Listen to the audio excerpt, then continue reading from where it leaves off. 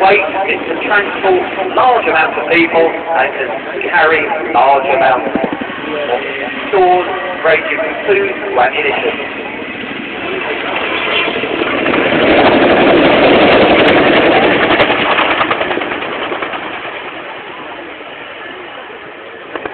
As Ollie pulls up now to reposition for his next manoeuvre, I have to say I think this is my most favourite manoeuvre of any aircraft on the display surface at the moment. He calls it the 270-degree quick stop. I call it the handbrake turn.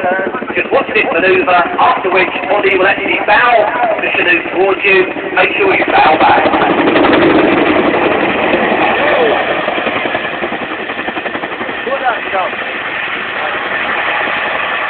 DC ready to give him a big wave.